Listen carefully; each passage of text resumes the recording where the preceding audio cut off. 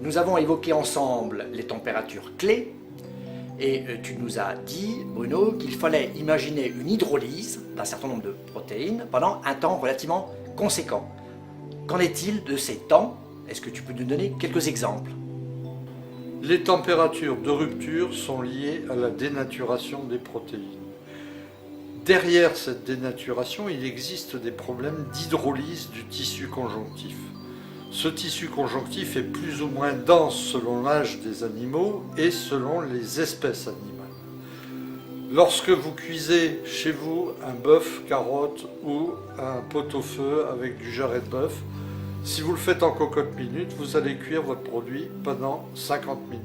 Si vous le faites à l'ébullition, à 100 degrés, vous cuirez votre produit pendant un temps de 5 heures. Lorsque l'on abaissera la température pour respecter la jutosité de nos produits, il nous faudra à 66 degrés 72 heures pour les muscles durs du bœuf, 48 heures pour ceux du veau, 36 heures pour l'agneau, 24 heures pour le porc et de l'ordre de 12 heures pour le coq au vin ou pour la poule au pot.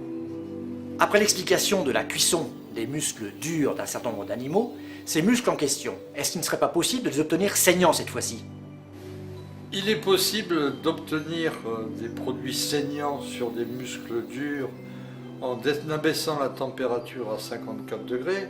Il est certain qu'on va chercher à le faire plus sur le bœuf que sur le veau et plus sur l'agneau que sur le porc.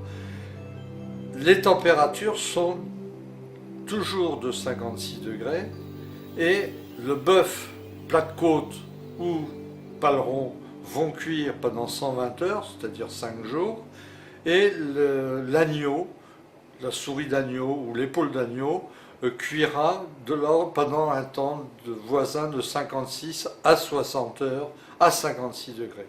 Il faudra cependant faire très attention à ces températures car on entre en concurrence avec le développement de certains éléments de la flore, ça profite d'altération ou de conservation.